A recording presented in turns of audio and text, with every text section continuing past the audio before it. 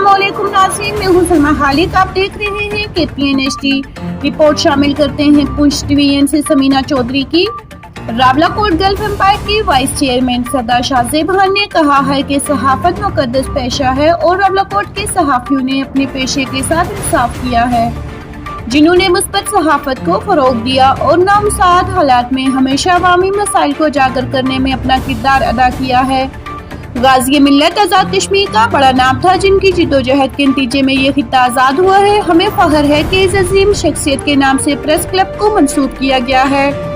गाज़ी मिल्लत सरदार मोहम्मद इब्राहिम खान मरहूम का इस खित्ते की आज़ादी के लिए बड़ा किरदार था, जो नाकाबिले फरामोश है। इन हालात का इजहार मुमताज़ कारोबारी और समाजी शख्सियत vice chairman Gulf Empire private limited Sardar Shahzeb Shabbir Khan ने अपने एजाज़ में मुनक्किदा तकरीब से खिताब करते हुए किया। शाहजेब खान को उनकी बेहतरीन खिदमत के एतराफ़ में गाज़ी मिल्लत प्रेस क्लब रावलाकोट में मुनक्किदा तकरीब के दौरान शील्ड पेश की जाएगी।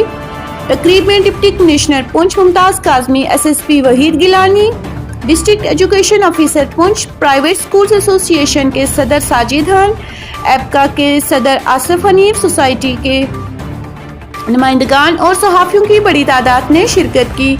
आखिर में सदर प्रेस क्लब राशिद नज़ीर ने मेहमानों का शुक्रिया अदा किया और नेक ख्वाहिशात का इजहार किया।